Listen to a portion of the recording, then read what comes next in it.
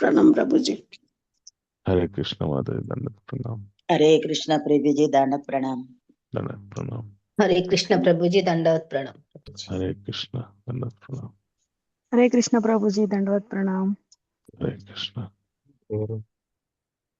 कृष्ण प्रभु जी, दंडवत प्रणाम। हरे कृष्ण माता जी, दंडवत प्रणाम। ओके, दंडवत तो प्रणाम प्रभु जी। हरे कृष्ण दंडवत प्रणाम। प्रणाम। హరే కృష్ణ దండవత్. సో ప్రార్థనలతో మన కార్యక్రమాన్ని మొదలు పెట్టుకుందాం. ఓం జ్ఞానతిమిరంధస్య జ్ఞానాంజనాశలాకయం చక్షురున్మిళితం येन తస్మై శ్రీ గురవే నమః.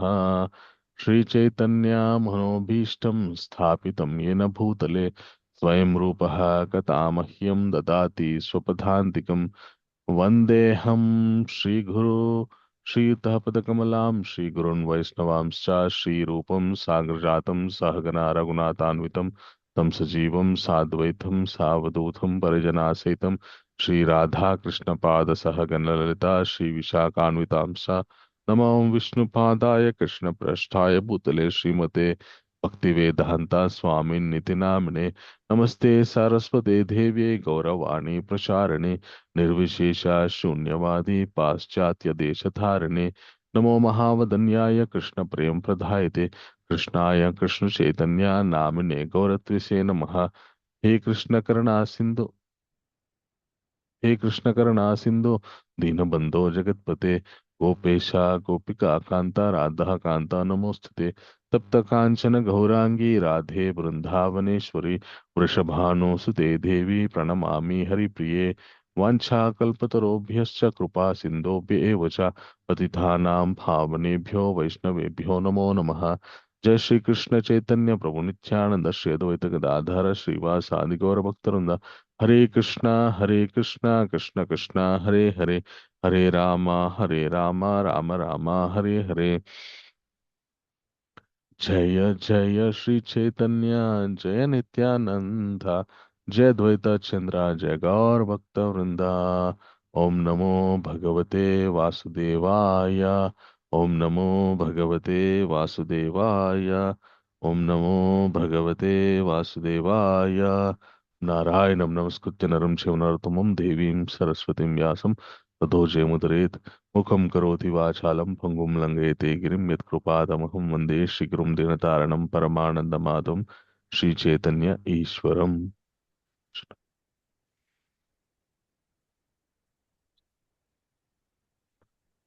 హరే కృష్ణ. సో మనం శ్రీమద్ అనుకున్నాం. హరే కృష్ణ. సో ఎవరైతే వీడియో ఆన్ చేసుకోగలరో దయచేసి వీడియో ఆన్ చేసుకోండి. సో మనం శ్రీమద్ భగవద్గీత యందలి 9 అధ్యాయములు సంపూర్ణంగా చాలా చక్కగా క్రమక్రమంగా పూర్తి చేసుకున్నాము. ఈరోజు మనము 10వ అధ్యాయంలోకి అడుగు పెడుతున్నాం. అవునా? వెరీ గుడ్, చాలా సంతోషం.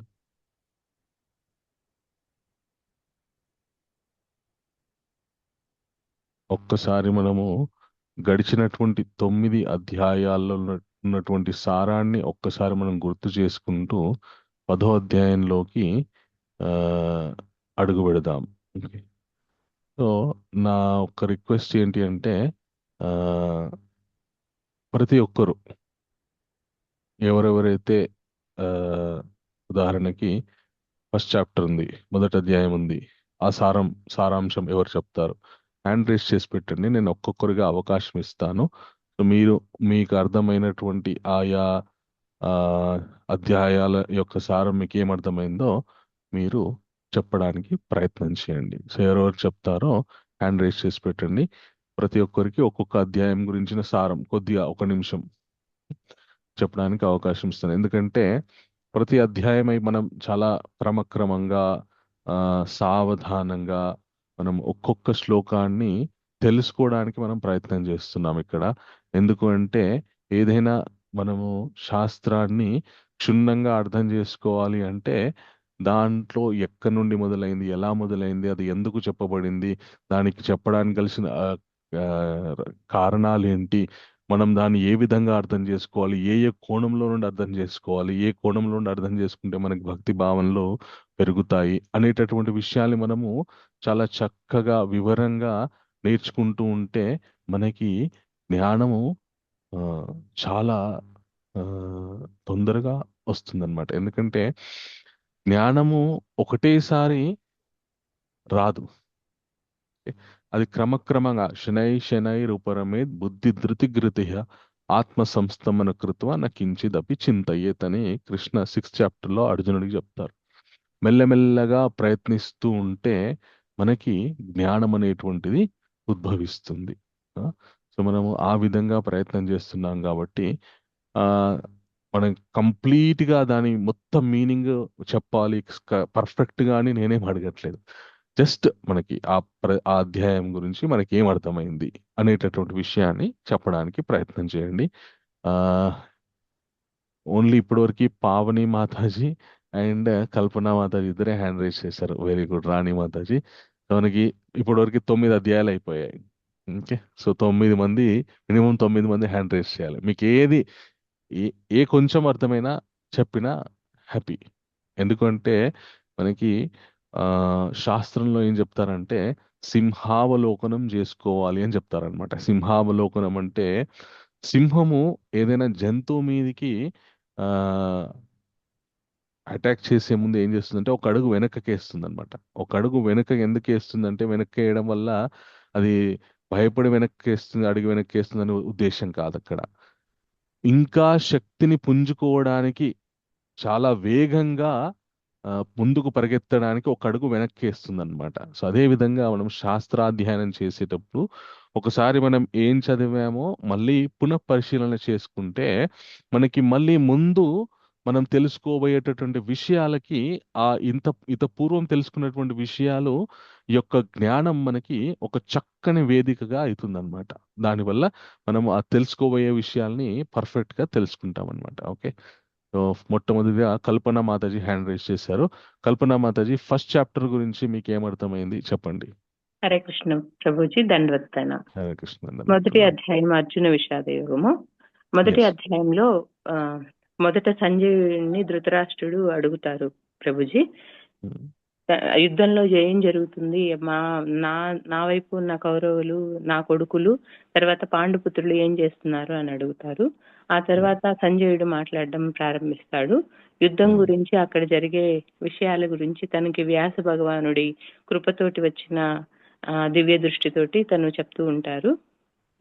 అయితే అక్కడ దుర్యోధనుడు వెళ్ళి గురువు గారి దగ్గరికి వెళ్ళి తన పాండవుల యొక్క సైన్యాన్ని గురించి, వాళ్ళ వ్యూహం చేసిన వారి గురించి, దృష్టద్యుమ్నుడి గురించి వివరిస్తారు. తర్వాత వాళ్ళ సైన్యాన్ని గురించి కూడా వివరిస్తారు. వాళ్ళ సైన్యంలో చాలా ఎక్కువ సైన్యం ఉంటుంది, చాలా పరిమితంగా ఉంటుంది పాండవుల సైన్యం అని చెప్పి గొప్పగా చెప్తూ ఉంటారు. ఇదే సందర్భంలో భీష్ముడు శంఖాన్ని పూరిస్తారు. ఇలా శంఖాలని, ఒక్కొక్కళ్ళ శంఖాల గురించి వివరణ ఉంటుంది కొంచెం సేపు. ఆ తర్వాత అర్జునుడు రథాన్ని అందరూ కనిపించే విధంగా, ఎవరైతే వీరులు ఉన్నారో ఆ వీరులందరూ కనిపించే విధంగా రథాన్ని స్థాపించమని అడుగుతారు. అలా కనిపించే విధంగా కృష్ణ రథాన్ని స్థాపించిన తర్వాత అలాంటి వీరుల్ని చూసి భీష్ముడు, ద్రోణుడు, తన గురువైనటువంటి ఆచార్యులు వాళ్ళని చూసి విషాదంలో ఉంటారు. తను యుద్ధాన్ని చేయను అని చెప్పి ఇలాంటి వాళ్ళని, నా గురువులైనటువంటి వాళ్ళని, నా పితామహుడైనటువంటి భీష్మ పితామహుడిని, నా కొడుకులు, మనమళ్ళు, వీళ్ళందరితోటి యుద్ధం చేసి నేను చివరికి ఏం సాధిస్తానని చెప్పి అర్జునుడు ఇక చెప్తూ ఉంటాడు తను ఎందుకు బాధపడుతున్నాడు అనేది. నేను యుద్ధం చేయలేక కాదు, కానీ నా వాళ్ళని కోల్పోయినప్పుడు ఆ విజయంతో వచ్చిన యుద్ధాన్ని నేను అనుభవించి నేను సుఖంగా ఉండలేను. అలాగే ఓడిపోయినప్పుడు నాకు మరణం కూడా సంభవిస్తుంది. దానివల్ల మిగతా ఉన్న వాళ్ళు కూడా ఎంతో సంతోషంగా ఉండలేరు అని చెప్పి తన యొక్క బాధని వివరిస్తారు. అలా వివరించి చివరికి యుద్ధం చేయడం వల్ల వచ్చిన నష్టాలన్నిటినీ కూడా చాలా బాగా వివరిస్తారు. కులం భ్రష్టు పడుతుంది, అలాగే కుల స్త్రీలు పతనం అయిపోతారు, వాళ్ళు ఎందుకు పనికి రాకుండా అయిపోతారు, వాళ్ళ పిల్లలు వాళ్ళు అని చెప్పి వివరిస్తారు అర్జునుడు. ఆ తర్వాత లాస్ట్ శ్లోకంలో సంజయుడు చెప్తాడు అనమాట. ఈ విధంగా విషాదంలో కూరుకుని పోయిన అర్జునుడు రథాన్ని దిగి మోకాళ్ళ మీద కింద పడి నేను యుద్ధం చేయలేనని తన శస్త్రాల్ని, తనకి ఎంతో ఇష్టమైనటువంటి ధనుర్బాణాలని పడేసి నేను యుద్ధం చేయనని చెప్పి విషాదంలో ఉంటాడు. అందుకే ఇది అర్జున విషాద యోగము. హరే కృష్ణ ప్రభుజీ, దండవత్ ప్రణామం. వండర్ఫుల్, చక్కగా చెప్పారు Mataji. Thank you, very good. Thank you very much Kalpana Mataji. Next Pavani Mataji, Hare మీరు కృష్ణ ప్రభుజీ, దండవత్ రెండవ ప్రణామ్. అధ్యాయం గురించి చెప్పండి. ఎస్ ప్రభుజీ, చాప్టర్ 2 మనం సాంఖ్యయోగం అని అంటాము. ఇంకా ఒక విధంగా చెప్పాలంటే చాప్టర్ 1 కి చాప్టర్ 2 కి రిలేషన్ ఉంది. సో కల్పన మాతాజీ చెప్పినట్టు ఎప్పుడైతే దిగ్భ్రాంతికి చెంది రథం మీద కుప్పకూలి కూర్చుండిపోతాడో ధనుసును పడేసి అర్జునులు వారు, కృష్ణ సమాధానాలు ఇవ్వడం స్టార్ట్ చేస్తారు చాప్టర్ 2 నుంచి. సో అందుకే మనం దీనికి ఒక ఇడియం కూడా ఇచ్చుకున్నాము. First chapter doubt, so second chapter గురు. సో గురు అని గీత అని అంటాము. So G first starts for గురు. ఇందులో మనం యాక్చువల్ గా టోటల్ 72 శ్లోకాస్ ఉంటాయి ప్రభుజీ. సో సెకండ్ చాప్టర్ లో ఫస్ట్ 10 కూడా గురు యొక్క ప్రాముఖ్యతను చెప్తుంది.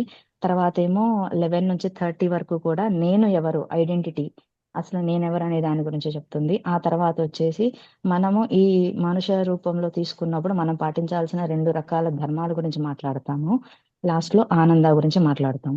ఇకపోతే 2.1 నుంచి 10 గురించి మాట్లాడినప్పుడు గురువు యొక్క ప్రాముఖ్యత తెలిసినప్పుడు మనం చెప్పుకునేది ఒకటే, ఇలా కృష్ణుడు ఎప్పుడైతే సమాధానాలు చెప్పడం స్టార్ట్ చేస్తారో ఆయన దిగ్భ్రాంతిని దూరం చేస్తూ ఉంటాడో అర్జున రియలైజ్, ఒక శ్లోకం చెప్పుకున్నాం మనం 2.7 ప్రభుజీ. కార్పణ్య దోషోపహత స్వభావ పృచ్ఛామి త్వాం ధర్మ సమ్మూఢ చేత యశ్రేయశాన్నిశ్చితం బ్రూహి తన్మే శిష్యస్తేహం సాధిమాం త్వాం ప్రపన్నం. సో ఎప్పుడైతే అలా చెప్పడం స్టార్ట్ చేస్తారో కృష్ణుల వారు, అర్జున వాళ్ళు పూర్తి శరణాగతి అయిపోతారు కృష్ణకి. సో నిన్నే గురువు కింద నేను యాక్సెప్ట్ చేస్తున్నాను అని చెప్పి ఇంకా చెప్పమంటే నెక్స్ట్ కంటిన్యూ చేస్తారు అసలు నువ్వేంటి అనేది. సో ఐడెంటిటీ, నేను మనిషిని కాదు, లైక్ మనం దేహం కాదు, ఆత్మ అనేది కూడా తెలుసుకుంటాము. ఆత్మగా ఉన్నప్పుడు ఇప్పుడు నువ్వు ఏవైతే చూసి దిగ్భ్రాంతి చెందుతున్నావో, ఏవైతే బాధలకు గురవుతున్నావో అవన్నీ కూడా చాలా లైక్ ఏంటంటే మనం ఇక్కడ ఒక రిఫరెన్స్ కూడా తీసుకున్నాం ప్రభుజీ, శీతోష్ణ సుఖ దుఃఖద అనేది.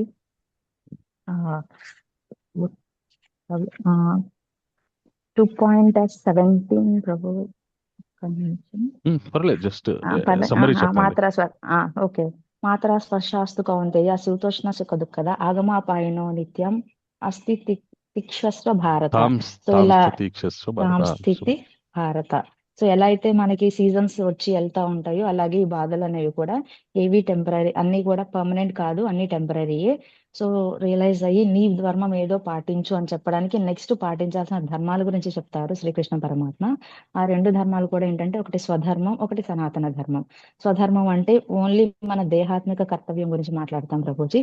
అదే సనాతన ధర్మం అయితే మన ఆధ్యాత్మిక కర్తవ్యం అంటే కృష్ణ నామజపం చేయడం, భగవద్గీత భాగవత పఠనం చేయడం, ఇవన్నీ చేస్తే అసలు నువ్వు చేయాల్సిన ధర్మం ఏంటో తెలుస్తుంది అని అంటారు.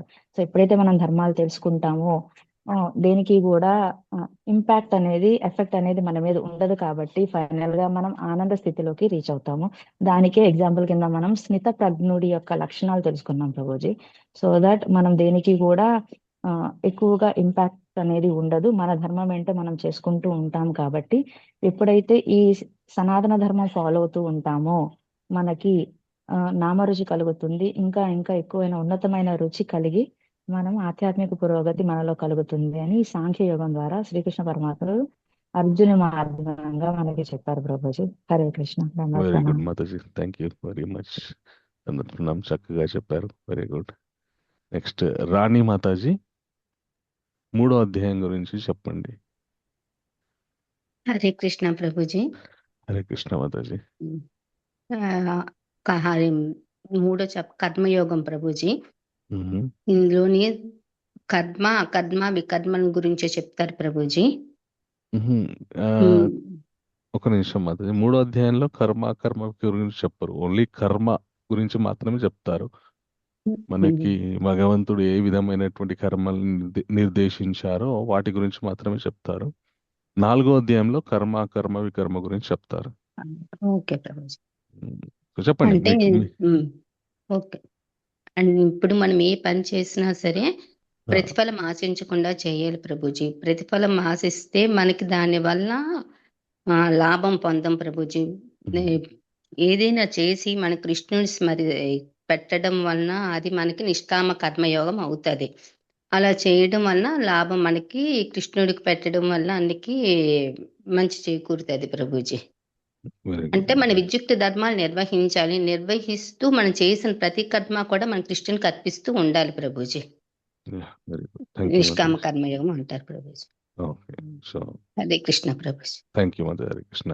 సో ఎప్పుడైతే భగవంతుడు అర్జునుడికి 2వ అధ్యాయంలో స్వధర్మ సనాతన ధర్మ గురించి చెప్తారో అప్పుడు మనుషులకి ఇచ్చినటువంటి సామాన్యమైనటువంటి కర్మలు మనము క్రమక్రమంగా ఆ, మన మనని మనం క్రమక్రమంగా వృద్ధి చేసుకోవడానికి భగవంతుని వైపు నడవడానికి మనకి ప్రాథమికంగా ఇచ్చినటువంటి కర్మల గురించినటువంటి సారాంశం మనకి కర్మయోగంలో దొరుకుతుంది. ఆ కర్మలు ఏ విధంగా చేయాలి, దాన్ని ఆదర్శంగా ఎవరు చేశారు, నేనే ఈ కర్మలు చేయడానికి మళ్ళీ మళ్ళీ వస్తూ ఉంటాను మీ అందరికీ, నేను చేసి ఆదర్శప్రాయంగా నిలవడానికి నేను వస్తూ ఉంటానని చెప్తారు. అప్పుడు ఈ ఈ ఇలాగ నువ్వు కర్మలు నాకు అర్పిస్తూ చేస్తూ ఉంటే నేను ఈ పూర్తి పరిపూర్ణ బాధ్యత తీసుకుంటానని అర్జునుడికి చెప్తాడు కృష్ణుడు.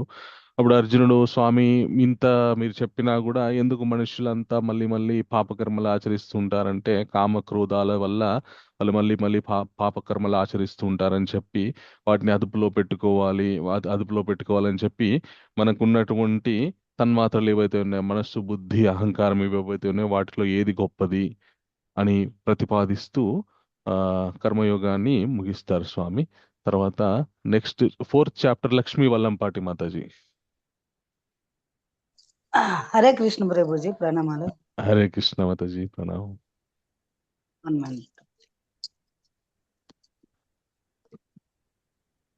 వినిపిస్తుంది ప్రభుజీ? హరే కృష్ణ. ఎస్ మాతాజీ, వినిపిస్తుంది. చాలా రోజులకు వచ్చినట్టున్నారు ప్రభుజీ. హరే కృష్ణ.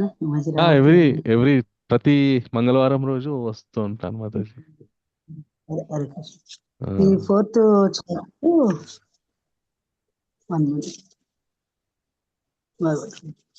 నాకప్పుడే దివ్య జ్ఞానం అంటారు కదా ప్రభుజీ. 4th చాప్టర్ దివ్య జ్ఞానం అంటారు. ఇక్కడ భగవానుడు ఏం చెప్తున్నాడంటే, శ్లోకం ఏమో చదవాలా ప్రభుజీ? అవసరం పర్లేదు, జస్ట్ సారాంశం చెప్పండి. కోపమే అన్ని అనర్థాలకు మూలము. నరకానికి ఉండే ప్రధాన 3 ద్వారాల్లో కోపం ఒకటి.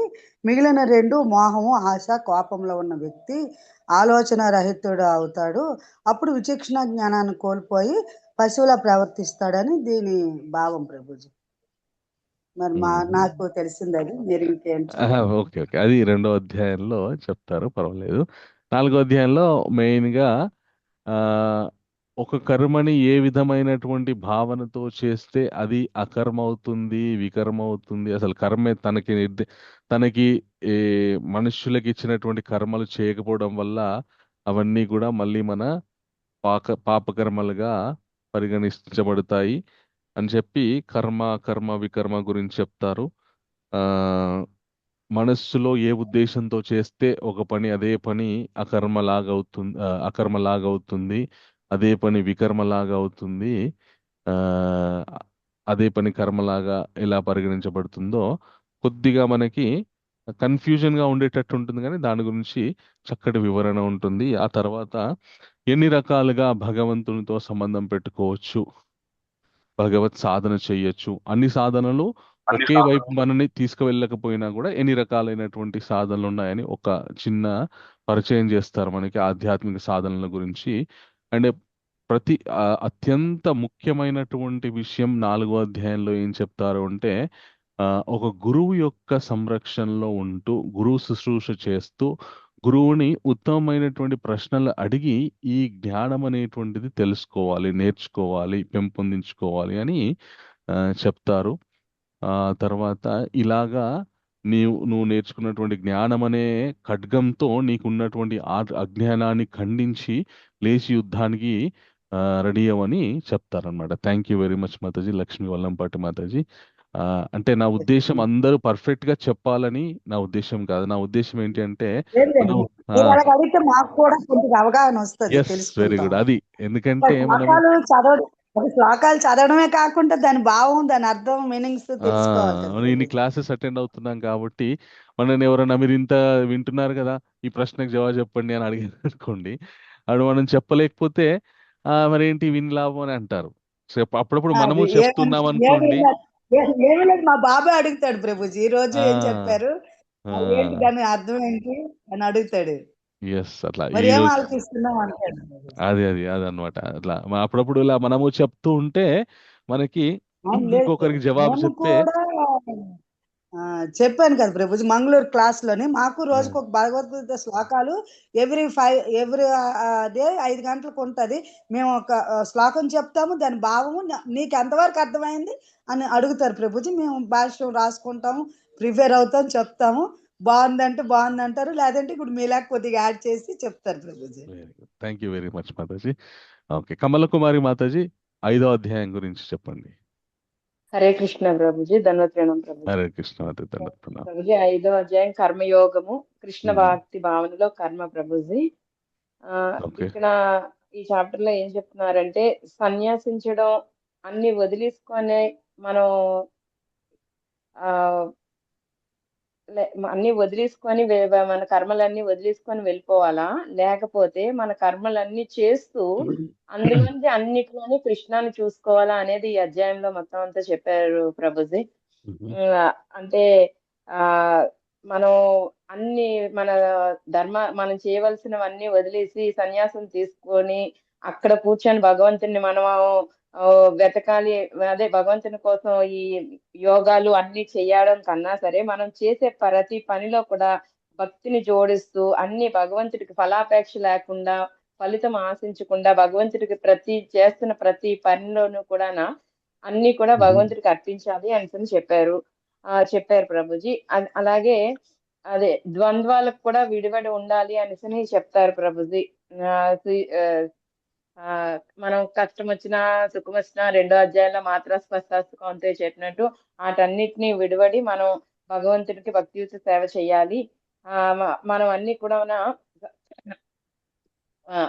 అలా భగవంతునికి ప్రతి కర్మ అర్పించడం వల్ల మనకి మనసుని, ఇంద్రియాలని అన్నిటినీ కూడా కంట్రోల్ చేసుకోగలం, మనం కూడా శాంతిగా ఉండొచ్చు అని కూడా చెప్పారు ప్రభుజీ. ఇంకా అలా మనం భక్తి చేయడం, భగవంతుడి కోసం కీర్తన, శ్రవణం అన్ని చేయడం వల్ల మనలో మెల్లిమెల్లిగా కూడా జ్ఞానం వస్తుంది. ఆ జ్ఞానం వచ్చినప్పుడు మనం ఎలాంటి కర్మలు చేయాలి, ఎలాంటి కర్మలు చేయకూడదు అనేది కూడా చెప్పారు Prabhuji. Thank you very much Mataji, చక్కగా ముందుకు వచ్చి చెప్పినందుకు థ్యాంక్ యూ వెరీ మచ్. అలాగే శాంతి సూత్రం చెప్తారు 5వ అధ్యాయం చివరన, భోక్తారం విగత సాం సర్వలోక Maheshwara very good, excellent Mataji, very good. Okay, thank you very much. ఆ తర్వాత 6వ అధ్యాయంలో భగవంతుడు అష్టాంగ యోగ పద్ధతి గురించి చెప్తారు. 5వ అధ్యాయంలో చిన్నగా మొదలు పెడతాడు, ఎలాగా మనము ధ్యానం అనేటువంటిది చేయొచ్చని చిన్నగా చెప్పి తర్వాత అష్టాంగ యోగ పద్ధతిని చాలా వివరంగా 6వ అధ్యాయంలో చెప్తారు. ఒకవేళ అలాగే 6వ అధ్యాయంలో ఇంకొక ముఖ్యమైనటువంటి విషయము, ఆధ్యాత్మిక సాధన చేస్తూ ఉన్నటువంటి సాధకుడి యొక్క అకాల అంటే పరిపక్వత అవ్వకుండా శరీరాన్ని వదిలిపెడితే ఏం జరుగుతుంది, మళ్ళీ ఉత్తమ సాధకుడిగా మంచి సాధకుల ఇళ్ళలో పుట్టడమో లేదంటే ఇంకా సాధన చేసుకోవడానికి అనుగుణమైనటువంటి చక్కటి ధనిక కుటుంబాల్లో పుట్టేటటువంటి అవకాశాన్ని ఇస్తానని చెప్పి భగవంతుడు చెప్పి, ఇంకా 6వ అధ్యాయం చివరి నుండి భక్తి యోగం మొదలవుతుంది. మన ఎవరైతే నన్ను ప్రతినిత్యం భజిస్తూ ఉంటారో వాళ్ళకి చాలా సులభంగా నేను అర్థమవుతాను, నన్ను తెలుసుకోవచ్చు అనేటువంటి విషయాన్ని ప్రతిపాదిస్తూ భక్తి యోగాన్ని 6వ అధ్యాయం చివరి శ్లోకం నుండి మొదలు పెడతారు స్వామి. అంటే భగవద్గీతలో ముఖ్యంగా మన భక్తి 7 నుండి 12 అధ్యాయాల వరకు భగవద్భక్తి గురించినటువంటి ప్రతిపాదన ఉంటుంది. మొదటి 6 అధ్యాయాలు కర్మయోగము గురించి ఎక్కువ ప్రాముఖ్యత, తర్వాత 6 అధ్యాయాలు భక్తి యోగం గురించి ఎక్కువ ప్రాముఖ్యత, తర్వాత 6 అధ్యాయాలు జ్ఞానయోగం గురించి ఎక్కువ ప్రాముఖ్యత ఉంటుంది అన్నమాట. ఆ తర్వాత 7వ అధ్యాయంలో భగవంతుడు మొట్టమొదటగా భగవంతుని మీద మనం భక్తి పెంపొందించుకోవాలి అంటే ఆయన గురించి మనకి ఒక ప్రాథమికమైనటువంటి అవగాహన ఉండాలి. సో ఆ అవగాహన మనకు కల్పించడానికి స్వామి ఏ విధంగా అంతటా విస్తరించి ఉండి మనం అనుభవిస్తున్నటువంటి పంచభూతాలు, అలాగే మన యొక్క శక్తి, ఇవన్నీ ఎక్కడి నుండి వస్తున్నాయి, తన నుండే వస్తున్నాయి, తానే ఉన్నాడనేటటువంటి విషయాన్ని చెబుతూ, అలాగే ఆ భక్ అసలు భగవంతుణ్ణి అర్థం చేసుకోవడం అనేటువంటిది ఎంత దుర్లభమైందో 7వ అధ్యాయంలో ప్రతిపాదిస్తారనమాట స్వామి. బహునాం జన్మనాం అంత్య జ్ఞానవాన్ మాం ప్రపద్యతే వాసుదేవ సర్వమిది. ఎన్నో జన్మల తర్వాత తప్ప నన్ను అర్థం చేసుకోవడం అనేటువంటి విషయము సంభవించదు. అలాంటి నన్ను అర్థం చేసుకోవడానికి నేనే సర్వమితి అని అర్థం చేసుకునేటటువంటి జీవాత్మలు ఎవరైతే ఉన్నారో వాళ్ళు చాలా చాలా దుర్లభమైనటువంటి, చాలా చాలా రేర్ సోల్స్ వాళ్ళని చెప్పి చెప్తారనమాట. చెప్పి ఆ 7వ అధ్యాయంలో ఇంకా చాలా విషయాలు, వివిధ దేవత ఆరాధన గురించి చెప్తారు. అలాగే తర్వాత అసలు మనుష్యుడికి భగవంతుణ్ణి ఆరాధించేటటువంటి గుణం ఎప్పుడు పెంపొందుతో చెప్తారు. ఏషాం త్వాంతగతం పాపం జనానాం పుణ్యకర్మనాం తే ద్వంద్వ మోహ వినిర్ముక్త భజంతే మాం దృఢవ్రత. ఎప్పుడైతే మన పుణ్యకర్మలు పరిపక్వమైతాయో, మన పాపకర్మలన్నీ కూడా క్షేమైపోతాయి, అప్పుడు మాత్రమే భగవంతుణ్ణి ప్రేమతో భజించాలి, తెలుసుకోవాలి, జపించాలి అనేటటువంటి గొప్ప అదృష్టం మనకి సంభవిస్తుందని చెప్తారు 7వ అధ్యాయం చివరిలో.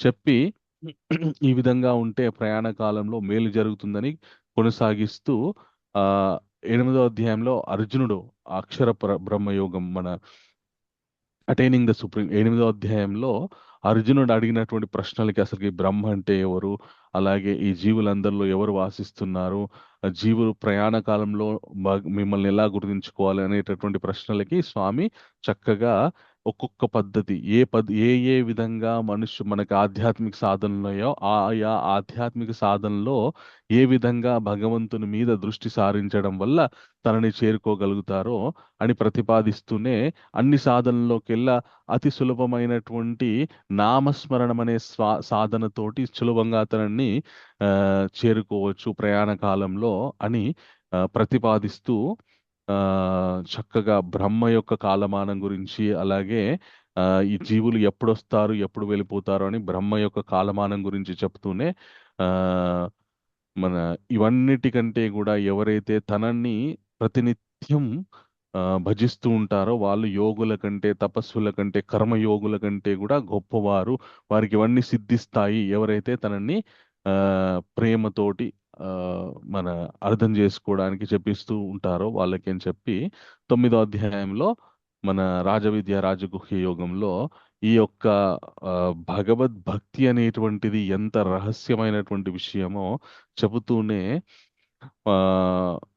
అలాగే భగవంతుడు భక్తుడికి ఏ విధమైనటువంటి హామీలు ఇస్తారో, ఒక భక్తుడు భగవద్భక్తి చేస్తుంటే అతనికి భగవంతు నుండి లభించేటటువంటి గ్యారంటీస్, హామీ ఏంటి, ఇవన్నీ విషయాలు మనకి 9వ అధ్యాయంలో చెప్పి, అందు గురించని నాయన ఒకవేళ నువ్వు భక్తి చేస్తే కనుక నేను ఈ విధమైనటువంటి నీకు ఒకవేళ నువ్వు ఏదైనా తప్పు చేసినా నేను ఓర్పుతో సహిస్తాను.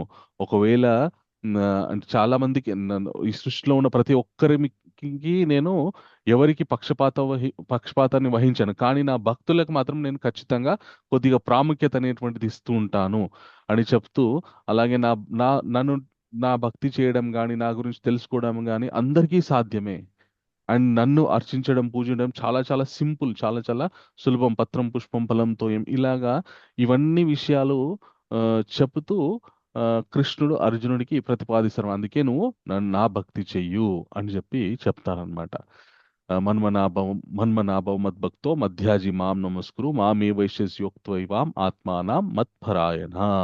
అందుకే నా భక్తి చెయ్యు, నన్ను ప్రతినిత్యం కూడా ధ్యానించు, జపించు, నా గురించి ఆలోచించు అని భగవంతుడు ప్రతిపాదిస్తూ మనకి ఈ 10వ అధ్యాయం మొదలవుతుందన్నమాట. 10వ అధ్యాయం మొదలవుతూనే స్వామి ఒక గొప్ప విషయాన్ని ఆవిష్కరిస్తారనమాట. 10వ అధ్యాయం పేరు విభూతి యోగం. విభూతి అంటే శక్తి. విభూతి అంటే శక్తి. మనకి విభూతి అంటే భగవంతుడికి అర్పించినటువంటి మన భస్మమని మాత్రం చాలా మందికి తెలుసు. విభూతి అంటే భగవంతుని యొక్క శక్తి అనమాట. అంటే భస్మాన్ని మనం విభూతి అని ఎందుకు అంటాము అంటే అది భగవంతునికి అర్పించారు కాబట్టి దానిలో భగవంతుని యొక్క శక్తి దానిలోకి వెళ్ళింది కాబట్టి దాన్ని విభూతి అంటామంట. అది మనం ధరిస్తూ ఉంటాము. దానివల్ల మనం ఆపదల నుండి బయటపడతామని చెప్పేసి మనకు ఒక నమ్మకం. అది శాస్త్ర సమ్మతమే. ఓకే. అదే విధంగా విభూతి అనే పదానికి సరైనటువంటి అర్థం ఏంటంటే శక్తి. భగవంతుని యొక్క ముఖ్యమైనటువంటి శక్తుల గురించి మనము ఈ అధ్యాయంలో తెలుసుకుంటాం అన్నమాట. ఈ విభూతి యోగంలో ఈ అధ్యాయాన్ని మొదలు పెడుతూనే స్వామి చక్కటి విషయాన్ని చెప్తారనమాట. ఓకే. ఒక్క నిమిషం.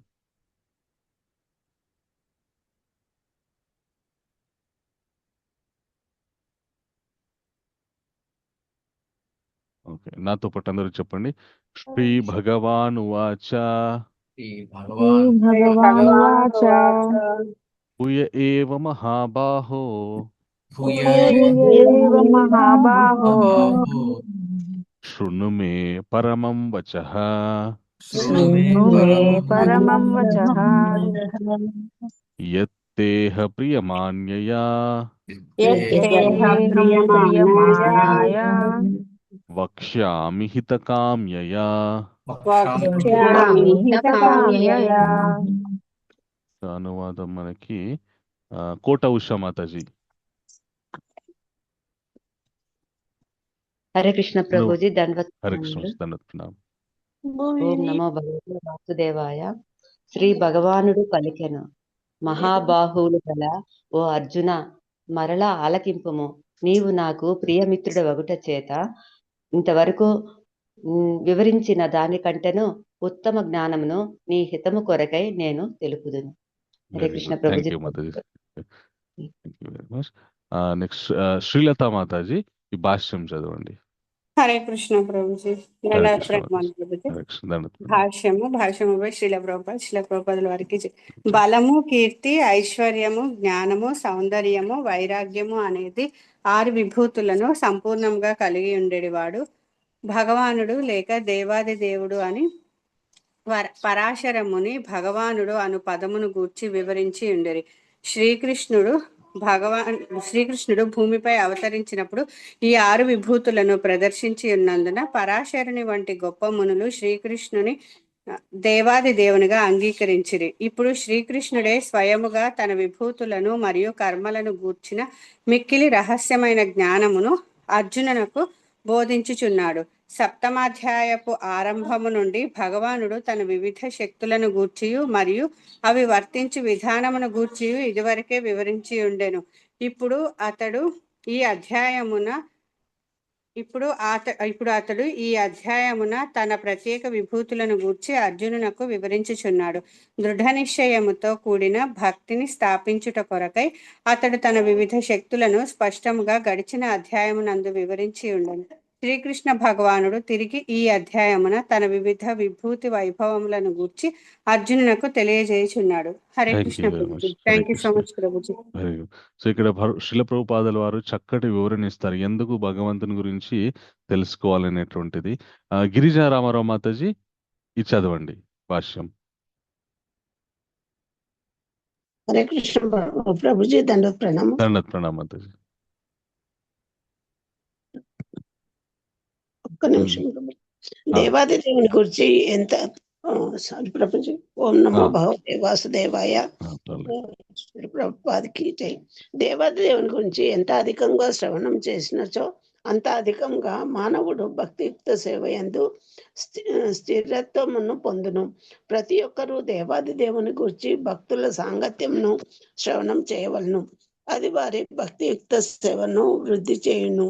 కృష్ణ చైతన్యం నందు నిజమైన జిజ్ఞాసను కలిగి ఉన్నట్టి భక్తుల సమాజమున మాత్రమే భగవాన్ గురించిన ప్రసంగములు జరుగుచుండును. ఇతరులు అట్టి ప్రసంగములలో పాల్గొనజాలరు. అర్జునుడు తనకు మిక్కిలి ప్రియుడగుటచే అతని హితం కొరకు అట్టి ప్రసంగములు చేయబడుచున్నవని భగవాన్ నుండి ఇక్కడ స్పష్టంగా చెప్పుచున్నాడు. ధన్యవాదాలు ప్రభుజీ. హరే కృష్ణ. హరే కృష్ణ. 2-3 శ్లోకాలు కూడా మనం చదువుకొని కొద్దిగా చర్చ చేసుకుందాం. సో రెండవ శ్లోకము 10వ అధ్యాయం 2వ శ్లోకము నాతో పాటు అందరూ చెప్పండి. నామే విదు సురాగణః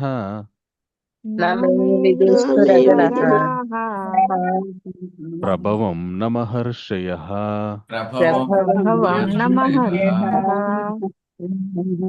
అహమాదిర్హి దేవానాం మహర్షీణాం చ సర్వశః.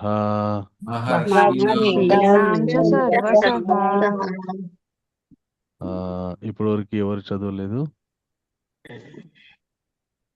నేను చదవలేదు. హ్యాండ్ రైట్ చేసి పెట్టండి మాతాజీ. మోహిని మాతాజీ అనువాదం చదవండి. హరే కృష్ణ ప్రభుజీ, ధన్యవాద హరే ప్రణామం. కృష్ణ. దేవతా సమూహములు గాని మహర్షులు గాని నా ఉత్పత్తిని లేదా విభూతులను ఎరుగజాలరు. ఏలయనగా సర్వ విధముల ఆ దేవతలకును మహర్షుకులకును నేను మూలము. Thank you very much. Hare Krishna. Swarnalatha మాతాజీ భాష్యం చదవండి. హరే కృష్ణ పారాగ్రాఫ్. ప్రభుజీ. హరే కృష్ణ. బ్రహ్మ సహిత 5.1 యందు చెప్పబడినట్లు శ్రీకృష్ణ భగవానుడే పరమ పురుషుడు. అతని కంటే గొప్పవాడు మరొక్కడు లేడు. అతడే సర్వకారణములకు మూల కారణుడు. సర్వదేవతలకు మహర్షులకు తానే కారణమని భగవానుడు ఇక్కడే స్వయంగా చెప్పుచున్నాడు. దేవతలు గాని మహర్షులు గాని శ్రీకృష్ణుని అవగాహన చేసుకొనజాలరు. వారే అతని నామమును గాని స్వరూపమును గాని ఎరుగజాలకున్నచో అల్పమైన ఈ లోకమునకు చెందిన నామమాత్ర పండితుల పరిస్థితుల గురించి ఏమి చెప్పగలము? దేవాది దేవుడు సామాన్య మానవుడిగా ఈ భూమిపై అవతరించి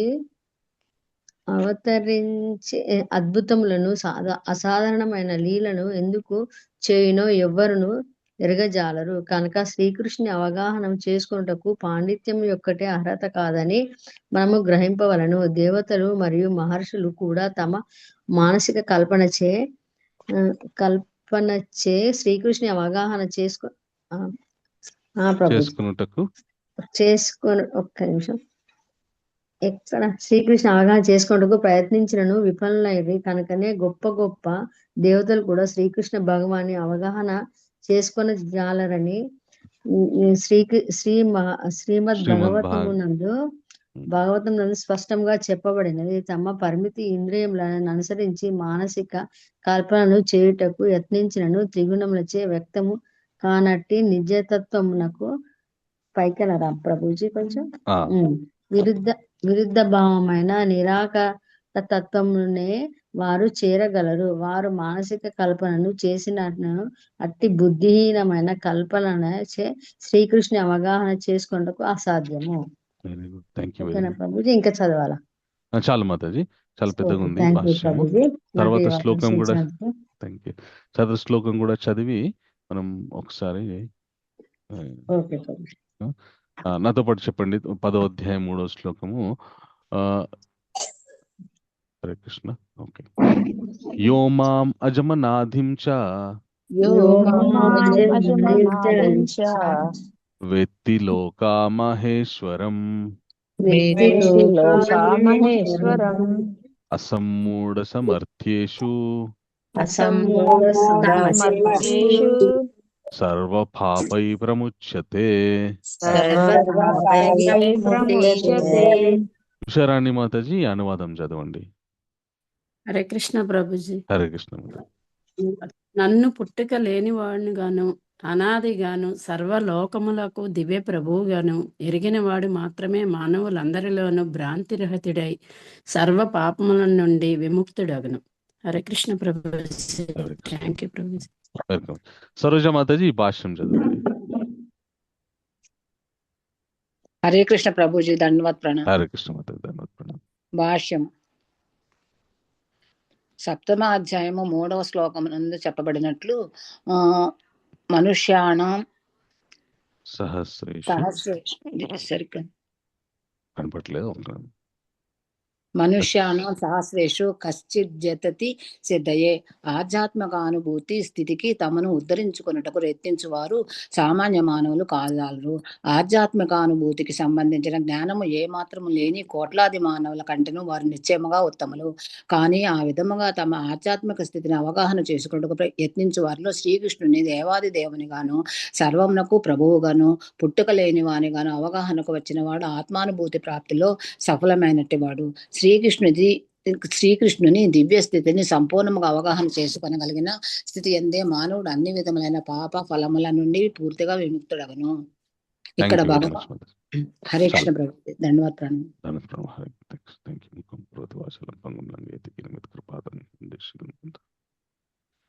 చాలా సంతోషం, అందరూ చక్కగా పార్టిసిపేట్ చేశారు, మీకు తెలిసినటువంటి సారాంశాన్ని చెప్పారు. అలాగే మనం ఈ అధ్యాయం గురించినటువంటి ప్రథమ 3 శ్లోకాలు గురించి కూడా మనం శ్లోకాలు చదువుకున్నాం, భాష్యం కూడా కొద్దిగా అందరు చదవడానికి ముందుకు వచ్చారు. నా ఉద్దేశం అందరూ కూడా కొద్దిగా చదవడానికి, శాస్త్రాన్ని చదవడానికి ప్రయత్నిస్తే ఆ స్వాధ్యాయం చేసినటువంటి పుణ్య ఫలితం మనందరికీ వస్తుంది. కాబట్టి అందరికీ కొద్దిగా చదవడానికి అవకాశం ఇవ్వడానికి నేను ప్రయత్నం చేశాను. ఓకే, సో ఎవరైతే చదవడానికి ముందుకు రాలేదో పర్వాలేదు, మనం ప్రతిరోజు చదువుకుంటున్నాం కాబట్టి రేపు కావచ్చు, ఎల్లుండి కావచ్చు, మీరందరూ కూడా ఎప్పుడు మనకి చదవడానికి అవకాశం ఇచ్చినా ముందుకు వచ్చి చదవడానికి ప్రయత్నం చేయండి. ఓకే, హరే కృష్ణ. ఇక్కడ మనకి భగవంతుడు చాలా ముఖ్యమైనటువంటి విషయాన్ని చెప్తున్నాడు అనమాట. ఇది అర్జునుడికి చెప్తూ ఏమంటున్నా అంటే, హితకామ్యయా భుయ ఏవ మహాబాహో శృణు మే పరమం వచః యత్తేహ ప్రియమాన్యయా వక్ష్యామి హితకామ్యయా. నాయన అర్జున, ఓ బాహులు ఉన్నటువంటి ఓ వీరుడా అర్జునుడా, నీకు నేను ఒక గొప్ప విషయాన్ని చెప్తున్నాను. ఈ విషయాన్ని నేను ఎందుకు చెప్తున్నానంటే నీ మంచి గురించి చెప్తున్నాను. నేను నీకు చాలా చాలా ఉపయోగపడేటటువంటి విషయాన్ని నేను చెప్తున్నాను అని భగవంతుడు మొదలు పెట్టారనమాట. అంటే పూర్వం చెప్పినటువంటి విషయాలు చాలా గొప్పవి, అవి కూడా ఉపయోగపడేటటువంటి విషయాలే. ఇప్పుడు చెప్పబోయేటటువంటి విషయాలు ఏంటి అంటే, ఇప్పటి వరకు మనకి భగవంతుడు కర్మ ఎలా చేయాలి, అలాగే తాను ఎక్కడెక్కడ ఉన్నారు, ఏ విధంగా ఉన్నారు అనేటటువంటి విషయాల్ని, తనని చేరుకోవాలంటే ఏం చేయాలి, ఎలా భక్తి చేయాలి, ఏ విధమైనటువంటి భావనతో ఉండాలి అని చెప్పారు. కానీ తాను మనకి అందుబాటులో ఎన్ని విధాలుగా ఉన్నారు అనేటటువంటి విషయాన్ని గురించి ఇక్కడ ప్రతిపాదించబోతున్నారనమాట. మనకి మానవ జన్మ ఎత్తిన తర్వాత ఎంతసేపు ఈ జన్మని మనం ఉద్ధరించుకోవాలి, ఇక్కడ సుఖపడాలి అనేటటువంటి భ్రాంతితోటే ఉంటాం. కాబట్టి ఆ సుఖపడటానికి మనకు కావలసినటువంటి విషయాల్ని సంపాదించుకోవడానికి మనం వివిధ ప్రయత్నాలు చేస్తుంటాం. ఆ ప్రయత్నాల్లో మన దేవతారాధనలు కూడా ఉంటాయన్నమాట. ఎందుకంటే కొన్నిసార్లు మనం ఏదైనా సాధించాలంటే మనకి శక్తి సరిపోదు, కాబట్టి మనకి ఇంకొంచెం ఎక్స్ట్రా ఎనర్జీ కావాలని చెప్పి మనము వివిధ ఆరాధనలు చేస్తూ ఉంటాం అనమాట. అదేం తప్పు కాదు, వైదికమైనటువంటిదే. కానీ వాటి వెనకాల దాగి ఉన్నటువంటి మర్మాన్ని మనం తెలుసుకోవాలన్నమాట. అక్కడ శక్తిని ఏ శక్తిని అయితే మనం ఆరాధిస్తున్నామో ఆ శక్తి ఎక్కడి నుండి వస్తుంది అనేటటువంటి విషయాన్ని మనం తెలుసుకుంటే అప్పుడు ఏం జరుగుతుందంటే, మనము ఆ శక్తినిచ్చే శక్తిమాన్ని మనము తెలుసుకోగలుగుతాం అన్నమాట. ఏ విధంగా అయితే మనకి ఎలాగైతే మనము కొన్ని ఫ్రూట్స్ అవి తింటుంటాం, మనం కొన్ని పళ్ళు అవి ఇవి తింటుంటాం మనం, ఎందుకు? ఆరోగ్యానికి శక్తి రావడానికి. అయితే ఆ పళ్ళు తినడం వల్ల శరీరానికి కొద్దిగా శక్తి వస్తుంది. కానీ ఆ పళ్ళలో ఉండేటువంటి బీజాన్ని తింటే ఇంకా ఎక్కువ శక్తి వచ్చే అవకాశం ఉంటుంది. మనకి పంప్కిన్ సీడ్స్ అని, అలాగే ఇంకా చాలా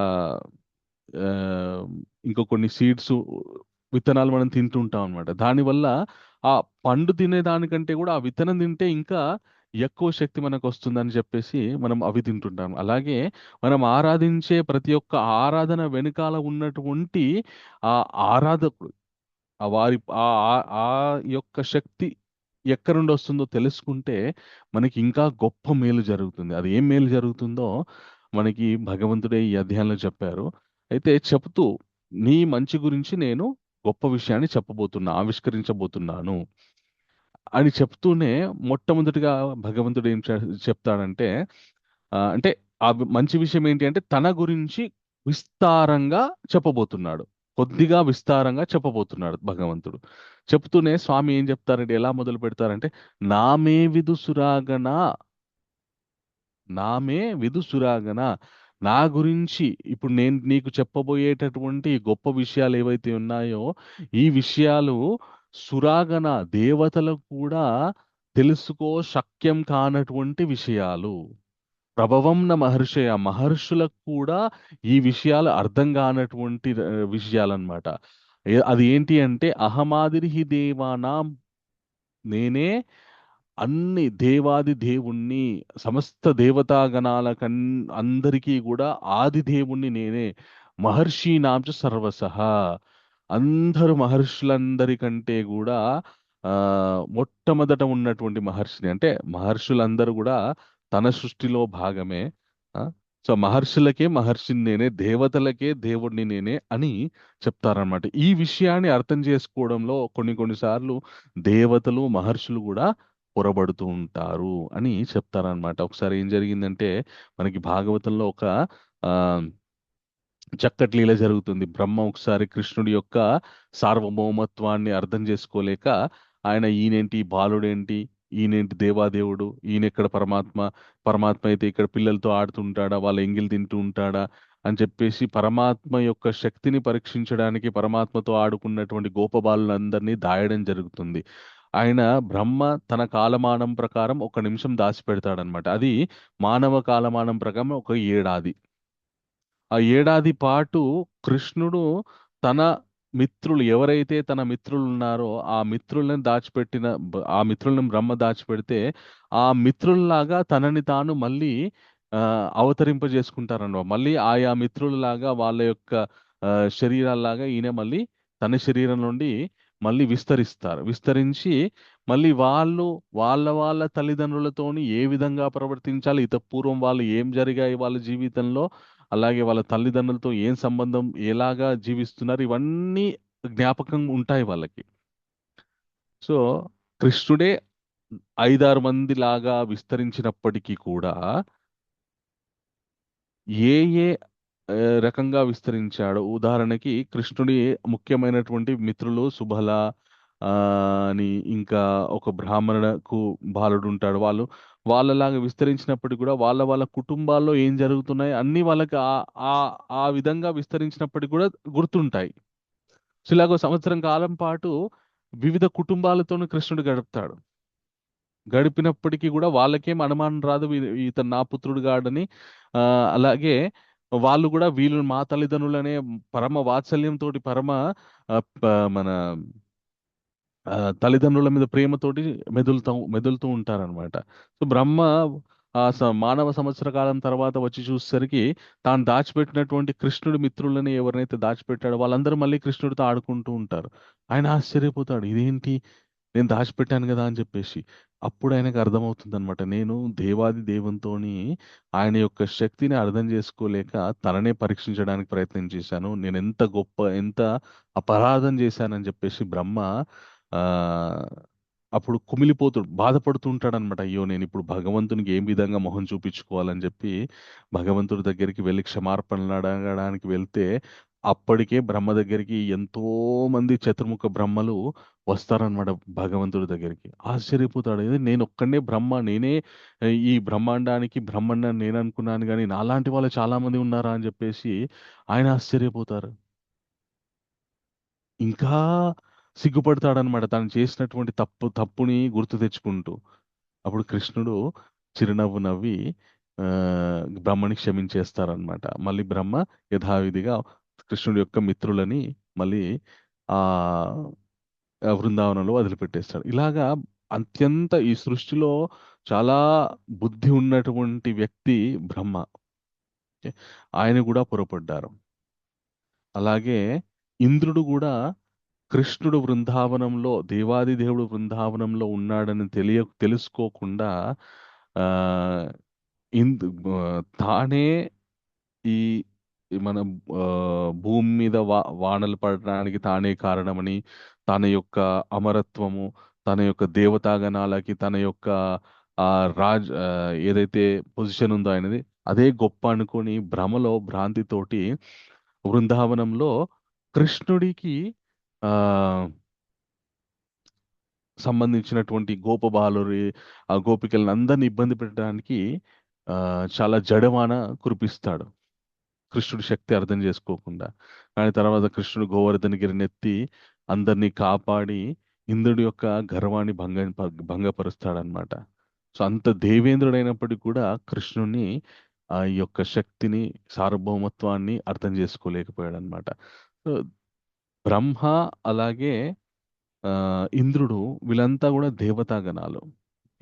సో వీళ్ళకి కూడా సాధ్యమవ్వలేదు. అలాగే శక్తి స్వరూపిణి సతీదేవి, మన శివుడి యొక్క సతి, అంటే సతీదేవియే మళ్ళీ తర్వాత ఆ సతీ శరీరాన్ని వదిలిపెట్టి దక్షుడి పుత్రిక అయినటువంటి సతీదేవియే మళ్ళీ ఆ శరీరాన్ని వదిలిపెట్టి ఆవిడే పార్వతీదేవిగా వచ్చిందనమాట. ఒకనప్పుడు సతీదేవి కూడా భ్రమపడిందనమాట కృష్ణుడి యొక్క గొప్పతనాన్ని అర్థం చేసుకోలేక. ఒక్కసారి ఏం జరుగుతుంది అంటే, ఎప్పుడైతే రామాయణంలో ఇది ఎప్పుడైనా విన్నారా ఈ కథ?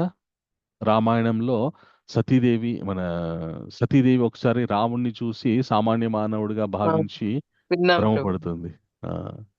Okay, okay. సో ఇది శివపురాణంలో వస్తుందన్నమాట. శివపురాణంలో రుద్ర సంహితలో వస్తుందన్నమాట ఈ యొక్క మన వృత్తాంతం. రాముడు ఎప్పుడైతే సీత ఎప్పుడైతే ఆ రావణాసురుడి వల్ల అపహరించబడుతుందో అప్పుడు రాముడు సామాన్య మానవుడిలాగా వనాలెంబడి తిరుగుతూ ఆ సీత సీత సీత అని కలవరిస్తూ తిరుగుతూ ఉంటాడనమాట. అయితే ఆ శివుడు సతీదేవి ఇద్దరు చూస్తారు. చూసి ఆ ఎప్పుడైతే రావుణ్ణి శివుడు చూడగానే శివుడు చక్కగా రాముడికి అదృశ్య రూపకంలోనే, అంటే రాముడికి దర్శనం ఇవ్వడు కానీ అదృశ్య రూపకంలో రాముడికి నమస్కరిస్తారనమాట. ఓకే, అయ్యా నా స్వామి అని చెప్పేసి నమస్కరిస్తారనమాట. ఈ సతీదేవి అదేంటి ఆయన సామాన్య మానవుడు కూడా ఆయనకి మీరు మొక్కడం ఏంటి అని చెప్పేసి ఆవిడ అంటుందన్నమాట. ఆయన నా స్వామి అంటారనమాట శివుడు. లేదు ఆయన సామాన్య మానవుడు అంటే కాదు కాదు ఆయన నా స్వామి అంటాడు. లేదు ఆయన సామాన్య మానవుడు, నేను ఇప్పుడే మీకు నిరూపిస్తానని చెప్పేసి సతీదేవి అంటుందన్నమాట. శివుడు ఏమంటాడంటే వద్దు, నువ్వు నిరూపించలేవు, ఆయన మానవుడు కాదు, మానవ రూపంలో ఉన్నటువంటి నా స్వామి అని చెప్పి అంటారనమాట. లేదు, మీరు మీ సమస్త సృష్టికి మీరు ఈశ్వరులు, ఆయనకి మీరు నమస్కరించడం ఏంటి, ఆయన మానవుడు, నేను నిరూపిస్తానని చెప్పి సతీదేవి శివుడి మాట వినకుండా వెళ్తుందనమాట. వెళ్ళి ఏ విధంగా వెళ్తుందంటే సీతలాగా రూపాంతరం చెంది రాముడి ముందుకు వెళ్తుందనమాట. వెళ్ళగానే అప్పుడు రాముడు తల్లి సతీదేవి మీరేంటి ఇక్కడ ఒంటరిగా ఉన్నారని చెప్పేసి ఆవిడకి నమస్కరించి అడుగుతాడనమాట. ఆవిడ అదే నేను సీత అవతారాన్ని స్వీకరించి ఈయన ముందు నిల్చున్నాను కదా, నేను సతీదేవిగా ఎలా గుర్తుపట్టాడు ఈయన అని చెప్పేసి ఆవిడ ఆశ్చర్యపోతుంది. నేను సతీదేవి, నేను మీకు సతీదేవిలా కనిపిస్తున్నా అంటే మీరు సతీదేవి కదా, మీరు ఎప్పుడూ పరమశివుడి యొక్క అర్ధభాగంలో ఉంటారు కదా, మీరు పరమశివుడి పక్కన ఉంటారు కదా, అదేంటి మీరు ఈరోజు ఒంటరిగా ఉన్నారు, ఇక్కడ ఏం చేస్తున్నారు మీరు ఆరణ్యంలో అని ఆవిడ అడుగుతుంది అనమాట. రాముడు అడుగుతాడనమాట. అడగానే ఈవిడకప్పుడు అర్థమైపోతుంది ఈయన మానవుడు కాదు, నేను భ్రమపడ్డాను అనవసరంగా, నా స్వామి యొక్క మాట వినకుండా నేను భ్రమపడ్డానని చెప్పేసి ఆవిడ అనుకుంటుందన్నమాట. అనుకున్న తర్వాత అప్పుడు ఆవిడ అడుగుతుంది, మీరు మానవుడని అనుకున్నాను, నేను అనుకొని మిమ్మల్ని పరీక్షించడానికి నేను ఇలాగ వచ్చాను, నన్ను క్షమించండి. అయితే నాకు ఒక సందేహం ఉంది, ఏంటి అంటే ఇలాగే సంభాషణ జరుగుతుందన్నమాట రాముడికి అలాగే సతీదేవికి. ఏం సంభాషణ జరుగుతుంది అంటే, నా స్వామి ఈ సమస్త లోకాలన్నిటికీ ఈశ్వరుడు, ఆయనే పరమాత్మని నేను భావనలో ఉన్నాను, కానీ ఆయనే మీకు నమస్కరించారు, కారణం ఏంటి అని అడిగితే అప్పుడు రాముడు చెప్తాడన్న ఒక రహస్యాన్ని. ఇది శివపురాణంలో ఉందన్నమాట. మనకందరికీ అంటే శివపురాణం అంటే కేవలం శివుడి గురించే ఉంటుందని తెలుసు గానీ కృష్ణుడి గురించి ఉండదు అని అనుకుంటాం గానీ అది వేద రహస్యం ఎక్కడైనా ఉంటుంది. అండ్ రాముడు ఏం చెప్తారంటే తల్లి చాలా కాలం క్రితము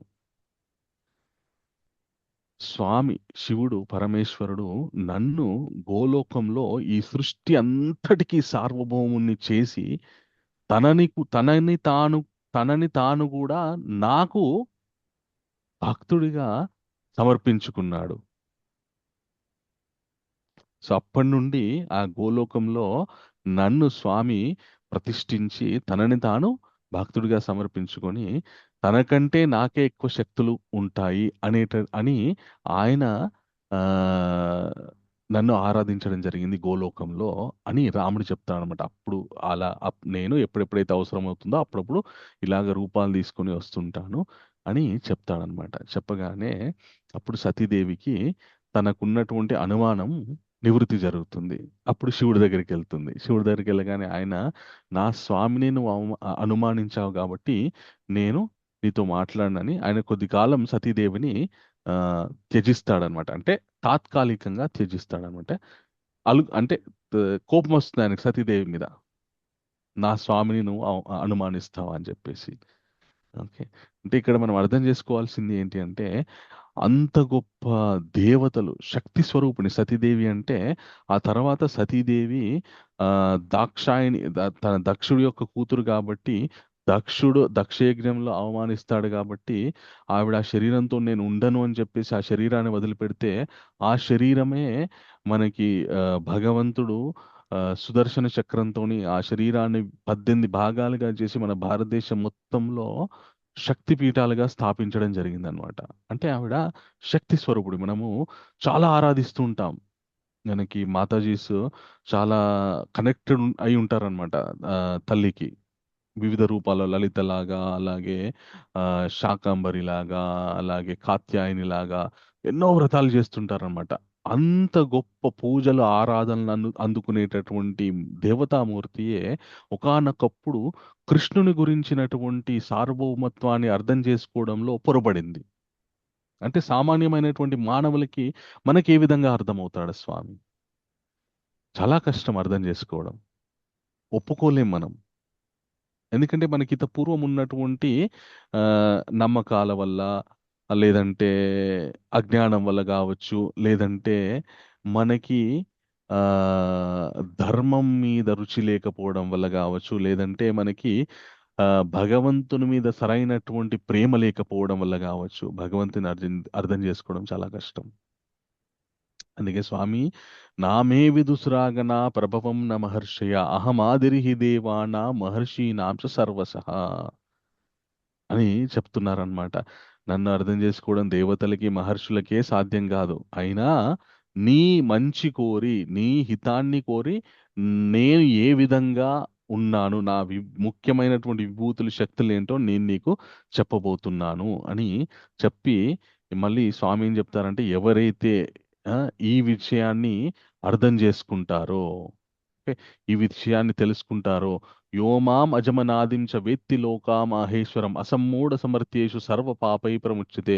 ఎవరైతే నన్ను దేవాది దేవుడిగా అర్థం చేసుకొని ఈ సర్వలోకాలకి మహేశ్వరుడిగా ఎవరైతే నన్ను గుర్తిస్తారో వాళ్ళ యొక్క సమస్త పాపకర్మలన్నీ కూడా క్షేమైపోతాయి అని చెప్పేసి స్వామి చెప్తున్నారనమాట ఇక్కడ. సో భగవంతుని అర్థం చేసుకోవాలి, తెలుసుకోవాలి అంటే మనకు ఉండవలసినటువంటి గుణం ఏంటి అంటే ప్రేమించే గుణం భగవంతుని. అందుకే కృష్ణుడు బ్రహ్మ సంహితలో చెప్తారన్నమాట, ప్రేమాంజనుచరిత భక్తి విలోచనేన సంత సదైవ హృదయేషు విలోకయంతి. మీరు స్వామి ఎవరైతే సాధువులు మన గొప్ప గొప్ప మహర్షులు ఉన్నారో వాళ్ళు మిమ్మల్ని హృదయంలో మీ మీద దాస్య భావనతో ప్రేమ పెంపొందించుకోవడానికి ప్రయత్నం చేస్తూ మీకు దగ్గరవుతారు. ప్రేమాంజనుచరిత విలోచనేన సంతస్సదైవ హృదయేషు విలోకయంతి యం శ్యామ సుందరం. మీ యొక్క ఆ శ్యామ సుందర స్వరూపాన్ని హృదయంలో మళ్ళీ మళ్ళీ తలుచుకుంటూ దాస్య భావముతో మీ మీద ప్రేమ పెంపొందించుకొని మిమ్మల్ని ఆరాధిస్తూ ఉంటారు. గోవిందమాది పురుషం తమహం భజామి. సో భగవంతుని మనం అర్థం చేసుకోవాలంటే భగవంతుని మీద మనకి ప్రేమ పెరగాలి. భగవంతుని మీద మనం ప్రేమ పెంచుకుంటే భగవంతుని అర్థం చేసుకునేటటువంటి బుద్ధి జ్ఞానం మనకి సంభవిస్తాయి, మనకి వస్తాయి అన్నమాట.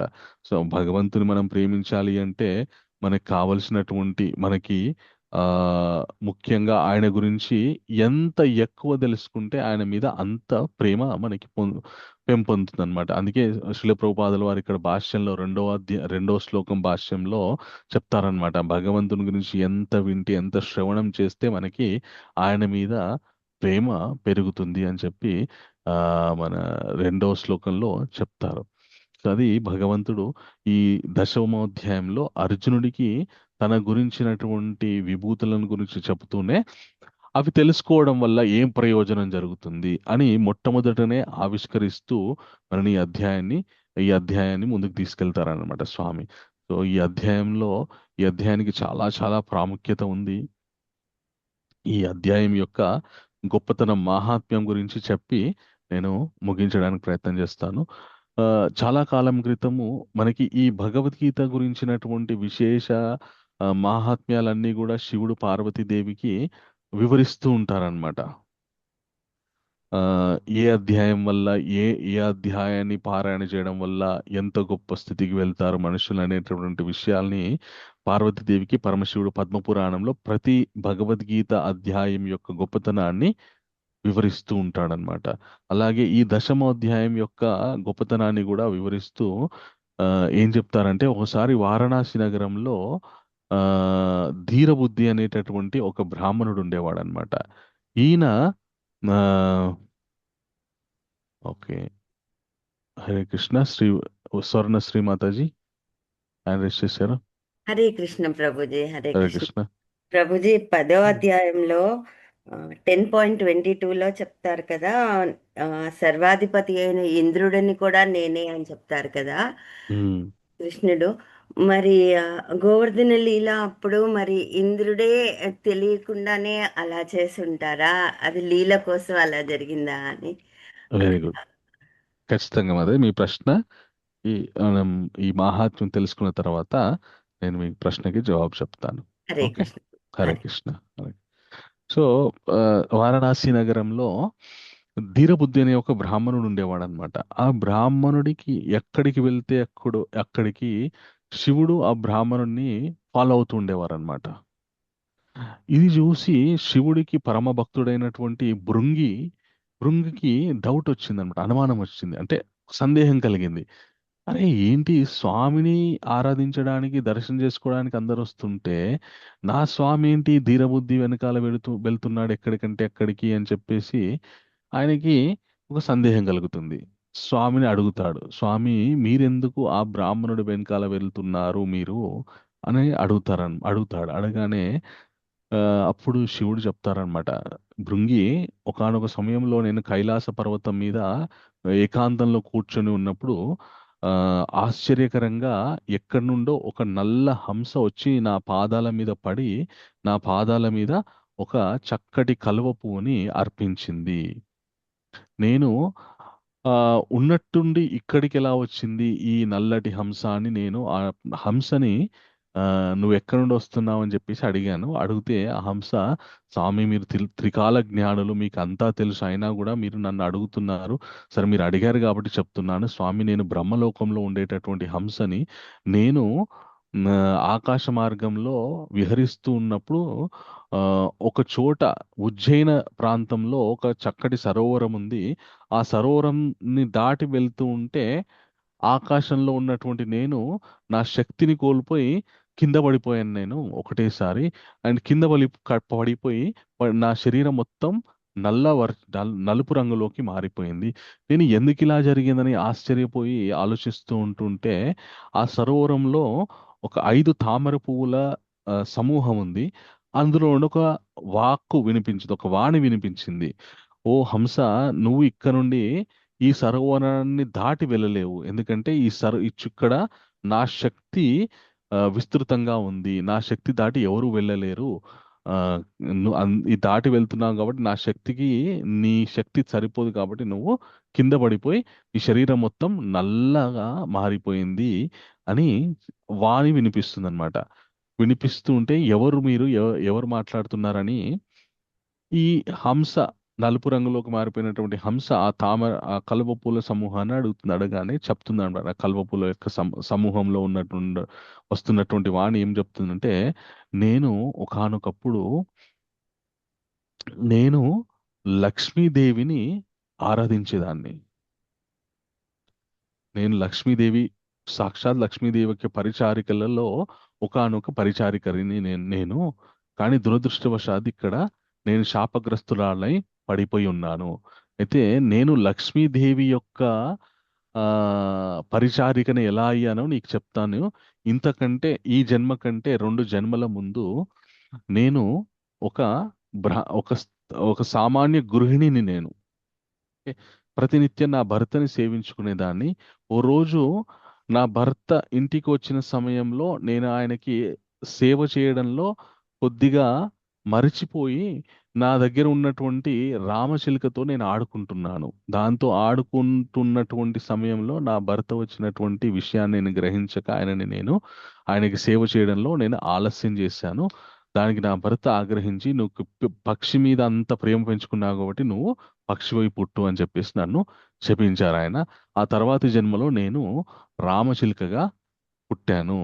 ఒక అడవిలో చాలా ఘోరమైనటువంటి దట్టమైన అరణ్యంలో నన్ను ఒక బోయవాడు పట్టుకున్నాడు. ఆ బోయవాడి దగ్గర నుండి నేను ఒక మన ఆశ్రమానికి ఆ బోయవాడు నన్ను పట్టుకొని వెళ్తూ ఉంటే నన్ను ఎక్కడ చంపేస్తారా అని చెప్పేసి కొందరు మహర్షులు ఆశ్రమంలో వాళ్ళు నన్ను తీసుకున్నారు ఆ బోయేవాడి దగ్గర నుండి. సో వాళ్ళ ఆశ్రమ వాసం నేను చేశాను. వాళ్ళ ఆశ్రమంలో ప్రతినిత్యం కూడా చక్కటి గొప్ప గొప్ప స్తోత్రాలు పారాయణ చేస్తూ ఉండేవారు. వాళ్ళ స్వాధ్యాయంలో భాగంగా ఈ భగవద్గీతలోని 10వ అధ్యాయం కూడా వాళ్ళు పారాయణ చేస్తూ ఉండేవారు. నేను కూడా ఆ అధ్యాయాన్ని వాళ్ళ ద్వారా విని రామచిలుకకి మాట్లాడే శక్తి ఉంటుందన్నమాట అది మాటలు వింటే. సో నేను కూడా పారాయణ చేస్తుండేదాన్ని. అలాగ నిత్యం పారాయణ చేయడం వల్ల నా తర్వాత జన్మ లక్ష్మీదేవి దగ్గర ఉండేటటువంటి పరిచారికగా జన్మించాను. ఒకసారి నేను భూమి మీదకి వచ్చి ఇక్కడ ఈ సరోవరంలో స్నానం చేస్తున్నాను. అప్పుడు ఇటుగా దుర్వాసుముని వచ్చారు. ఆయన ఏమంటారో అని చెప్పేసి ఆయనకి భయపడిపోయి నేను ఇక్కడ ఈ కలువ పూల సమూహం లాగా మారిపోయాను. మారిపోగానే ఆయన అది గ్రహించి తాను వచ్చినప్పుడు తనని సరిగ్గా ఆదరించలేదని చెప్పేసి నన్ను 100 సంవత్సరాలు ఈ తామర పూల సమూహం లాగానే ఉండిపోమని శపించారు.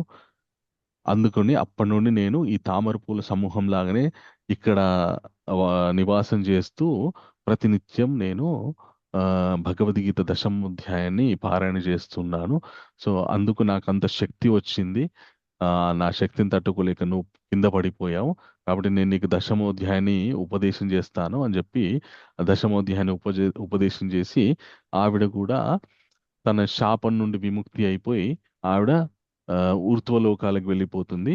ఈ హంసకి బ్రహ్మలోకం నుండి వచ్చినటువంటి ఈ హంసకి మళ్ళీ తెలుపు వర్చస్సు రాదు కానీ ఎగిరే శక్తి వస్తుంది. ఎగురుకుంటూ వెళ్ళి కైలాసంలో ఉన్నటువంటి శివుడి యొక్క పాదాల యందు ఈ కలువ పువ్వుని సమర్పిస్తుంది అనమాట. సమర్పించి ఈ తన వృత్తాంతాన్ని చెప్పి ఇంకా ప్రతినిత్యం కూడా 10వ అధ్యాయాన్ని పారాయణ చేస్తుంది అనమాట. అలాగా 10వ అధ్యాయాన్ని ప్రతినిత్యం పారాయణ చేస్తుంది కాబట్టి శివుడి యొక్క సాంగత్యం ఆ హంసకి తర్వాతి జన్మలో ధీరబుద్ధిగా పుట్టినప్పుడు ఆయనకి కలిగిందనమాట. సో ఇది 10వ అధ్యాయం యొక్క గొప్పతనం, మాహాత్మ్యం.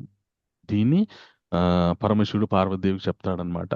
సో ఆ విషయం భృంగికి చెప్తాడు శివుడు. నేను ఆ ధీరబుద్ధి, ఆ హంస ఏదైతే ఉందో తన మరణకాలంలో శివుడికి కలువపుని అర్పించిందో ఆ హంసనే తర్వాత జన్మలో ధీరబుద్ధిగా జన్మించింది. సో తత్కృతం జన్మలో 10వ అధ్యాయాన్ని పారాయణ చేసింది కాబట్టి శివుడి యొక్క సాంగత్యం ఆ ధీరబుద్ధికి దొరికిందనమాట. సో ఇది శివుడు చెప్తాడు. ఇది దశమోధ్యాయం యొక్క గొప్పతనము.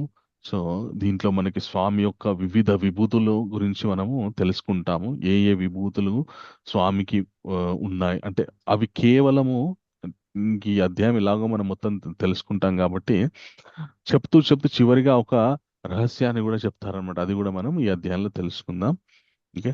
సో మనకి స్వర్ణ శ్రీ మాతాజీ ఒక ప్రశ్న అడిగారు. సో ఇంద్రుడు మనకి ఈ అధ్యాయంలో ఆ ఇంద్రుడు సాక్షాత్ భగవంతుడి యొక్క అంశాన్ని చెప్పారు కదా. మరి ఎందుకు ఇంద్రుడు ఆ మన గోవర్ధన లీలలో వర్షాన్ని కురిపించారు అని చెప్పి అడిగారు. సో ఎప్పుడైతే భగవంతుడు తన అంశగా ఒక శక్తిగా ఆవిర్భవిస్తారో ఆ శక్తికి ఒక స్వాతంత్రం ఉంటుంది అన్నమాట. ఓకే. సో ఇంద్రుడు భగవంతుని యొక్క శక్తి అయినప్పటికీ కూడా ఎలాగైతే బ్రహ్మ విమోహన లీలలో భగవంతుడే మిగతా గోపబాలులాగా విస్తరించారు. కానీ ఆ విస్తరించినటువంటి ఆయా వివిధ దేహములలో భగవంతుడు ఉన్నప్పటికీ కూడా వాళ్ళు తమని తాము భగవంతుడిగా గుర్తించుకోలేరు. వాళ్ళు మేము ఎవరి పిల్లలమో వాళ్ళ పిల్లలమే అనుకుంటూనే జీవిస్తూ ఉంటారు. సో కానీ వాళ్ళకి వాళ్ళు భగవంతుడిగా గుర్తించుకోలేరు. ఎందుకంటే అదే భగవంతుని యొక్క అంశకి సాక్షాత్ భగవంతునికి ఉండేటటువంటి తేడా అన్నమాట.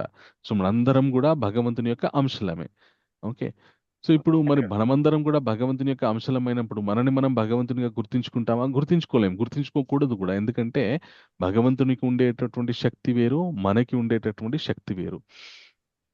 అందుకే భగవంతుడు అర్జునుడుకి 4వ అధ్యాయంలో కృష్ణుడు ఒక విషయం చెప్తారు. ఏమని అంటే ఈ భగవద్గీత ఇమాం వివస్వతి యోగం ప్రోక్తావానహమవ్యం వివస్వాన్ నేను ఈ జ్ఞానాన్ని వివస్వానికి చెప్పాను మొట్టమొదట, ఆయన మనువుకి చెప్పాడు, మనవిక్ష్వాకు చెప్పారు. ఇలాగా ఆ పరంపర కొనసాగింది అని చెప్పగానే అర్జునుడికి ఒక డౌట్ వస్తుంది అనమాట.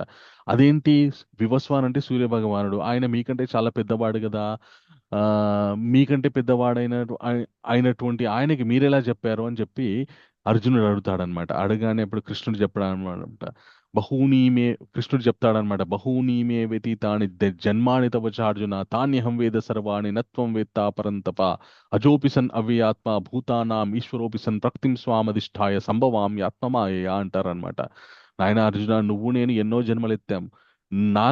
నేను ఎప్పుడెప్పుడు ఆవిర్భవిస్తుంటానో అవన్నీ నాకు గుర్తుంటాయి, నీకు మాత్రం అవి గుర్తుండవు. ఎందుకంటే నువ్వు జీవాత్మవి కాబట్టి నీకు అంత శక్తి ఉండదు. సో భగవంతుని నుండి వెలువడినటువంటి అంశకి అంత శక్తి ఉండదన్నమాట. భగవంతుని అంత శక్తి ఉండదన్నమాట. సో ఇంద్రుడుగా ఉన్నప్పటికీ కూడా తనని తాను గుర్తించుకోలేడు.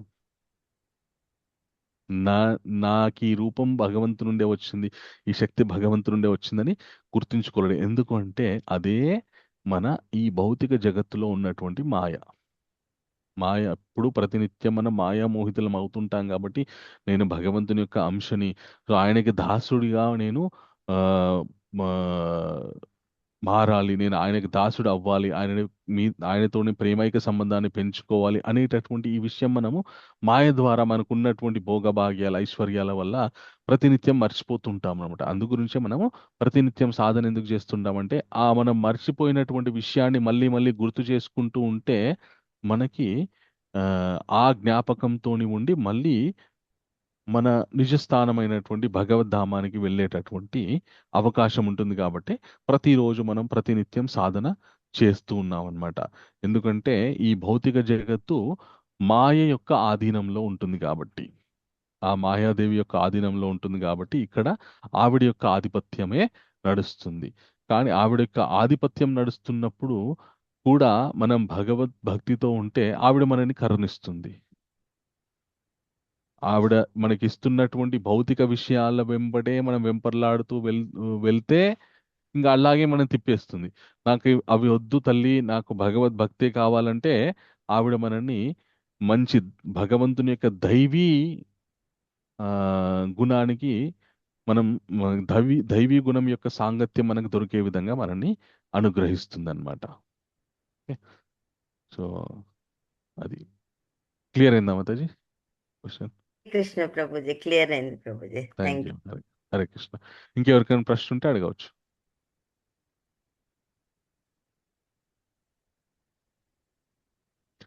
హరే కృష్ణ. చాలా సంతోషం. సో ఎవరికి ప్రశ్న లేకపోతే మనం ఈరోజు ఇక్కడితో ముగిద్దాం ఈ కార్యక్రమాన్ని. మళ్ళీ రేపు మళ్ళీ 10వ అధ్యాయం 4వ శ్లోకం నుండి తెలుసుకుందాం. ఓకే, చాలా సంతోషం. అందరూ చక్కగా పార్టిసిపేట్ చేశారు. సో మనం ప్రతి నిత్యం నేర్చుకుంటున్నటువంటి విషయాల్ని మళ్ళీ మీరు క్లాస్ అయిపోయిన తర్వాత ఎప్పుడైనా మీకు సమయం దొరికినప్పుడు ఒక్కసారి రివైవ్ చేసుకోండి, మళ్ళీ మనకి జ్ఞాపకం ఉంటుంది. హరే కృష్ణ. సో భగవంతుని యొక్క కృపా కటాక్ష వీక్షణలు మీ అందరికీ ఉండాలని మనస్ఫూర్తిగా కోరుకుంటూ, వంఛాకల్పతరోభ్యశ్చ కృపా సింధోభ్యో చ పతితానాం భావనేభ్యో వైష్ణవేభ్యో నమో నమః. హరే కృష్ణ. హరే కృష్ణ ప్రభుజీ, దండవత్ ప్రణామం ప్రభుజీ. హరే కృష్ణ ప్రభుజీ, దండవత్ ప్రణామం ప్రభుజీ. దండవత్ ప్రణామం. హరే కృష్ణ. హరే కృష్ణ ప్రభుజీ, దండవత్ ప్రణామం. హరే కృష్ణ. దండవత్ ప్రణామం. హరే కృష్ణ ప్రభుజీ, దండవత్ ప్రణామం. దండవత్ ప్రణామం. హరే కృష్ణ.